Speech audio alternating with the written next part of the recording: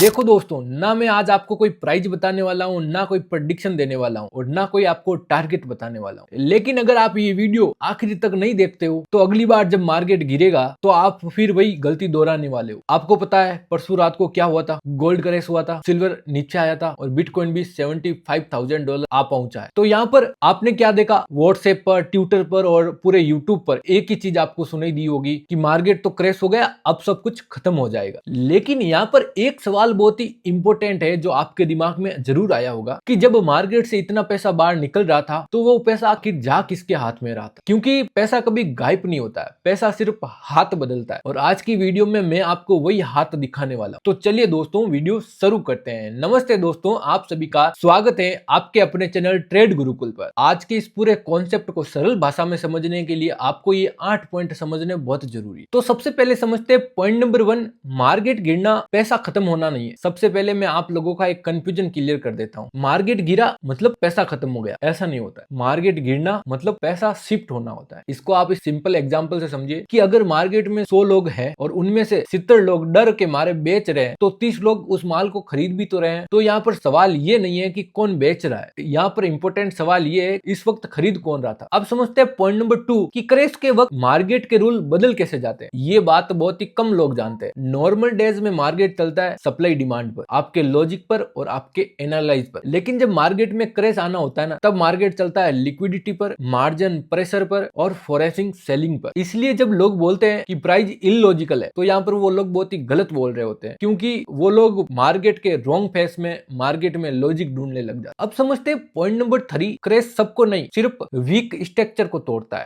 Market सबको punish नहीं करता है। क्रैश में सबसे पहले वो लोग बाहर निकलते हैं जिन्होंने हाई लेवरेज ले रखा होता है, उधार पैसे लेके मार्केट में डाले होते हैं और वो लोग शॉर्ट टर्म की सोच से आए होते हैं। यहाँ पर स्ट्रॉन्ग स्ट्रक्चर वाले लोग कभी पैनिक नहीं करते क्योंकि उन लोगों पर किसी चीज का प्रेशर नहीं होता है। अब समझते हैं पॉइंट नंबर 4, इंस्टीट्यूशंस प्रॉफिट बनाने नहीं अपना रिस्क कम करने के लिए आते हैं। आज आप लोगों का एक मिथ तोड़ता हूँ। आप लोग सोचते हो बड़े प्लेयर क्रैश में प्रॉफिट बनाने आते हैं, लेकिन ऐसा नहीं होता है। वो लोग आते हैं अपनी रिस्क एडजस्ट करने, एक्सपोजर रिटेबल करने और फ्यूचर अनसर्टेनिटी से बचने के लिए। उनके लिए प्रॉफिट सेकेंडरी होता है लेकिन सर्वाइव करना प्राइमरी होता है। जब ये लोग मार्केट से बाहर निकलते हैं तो वॉल्यूम में ऐसा लगता है कि कोई भूकंप आ चुका है। अब समझते हैं पॉइंट नंबर 5 कि ये करेक्शन हिस्ट्री में अलग क्यों है। अब मेरी ये बात ध्यान से सुनो। गोल्ड, सिल्वर, बिटकॉइन, इनमें पहले भी करेक्शन आए हैं, लेकिन इतना बड़ा कैपिटल इतनी तेजी से एक ही समय में इतिहास में पहली बार हुआ है। ये कोई नॉर्मल करेक्शन नहीं था, ये मैसिव री-आर्टिकुलेशन था और इसी वजह से यहाँ पर बहुत से लोग घबरा गए और कंफ्यूज हो गए। अब समझते हैं पॉइंट नंबर 6, डर गिरावट से नहीं गलत जगह एंट्री लेने से हो रहा है। आप लोगों को सच बताऊं ना, आप लोगों को दर्द इसलिए नहीं होता है कि मार्केट गिरा है। दर्द आपको इसलिए होता है क्योंकि आपने लेट एंट्री की है, आपने इधर उधर से सुनी सुनाई बातों पर भरोसा किया है, आपने सोचा अब नहीं घुसा तो मेरे से मौका छूट जाएगा। और जब ये सोच फोमो वाली होती है ना तो गिरावट सीधी दिल पे लगती है। अब समझते हैं point number 7, smart money crash में क्या करती है। स्मार्ट मनी यहाँ पर क्या करती है, वो न्यूज पर रिएक्ट नहीं करती है, वो लोग प्रेडिक्शन पर भी नहीं चलते हैं, इमोशन पर तो वो बिल्कुल भी नहीं चलते। वो यहाँ पर क्या करते हैं, हर चीज को ऑब्जर्व करते हैं कि कौन यहाँ पर मजबूर है, कौन पैनिक में बेच रहा है और कौन लोग जल्दी एग्जिट करने के लिए तैयार है। और यहीं से असली गेम शुरू होता है। अब समझते हैं पॉइंट नंबर 7, सबसे डेंजर सवाल कि अब क्या होगा। क्रैश के बाद लोगों के दिमाग में एक ही सवाल होता है कि अब क्या होगा, क्योंकि ये सवाल आपको ले जाता है जल्दी एंट्री करने के लिए, जल्दी एग्जिट करने के लिए और गलत डिसीजन लेने के लिए। आपका बेटर सवाल ये होना चाहिए था कि मैं अब क्या नहीं करूंगा, मैं अब पैनिक नहीं करूंगा और मैं अपने आप को फोर्स तो बिल्कुल नहीं करूंगा जबरदस्ती मार्केट में घुसने के लिए। और अब समझते हैं पॉइंट नंबर 9, मार्केट का काम आपको पैसा देना नहीं, आपका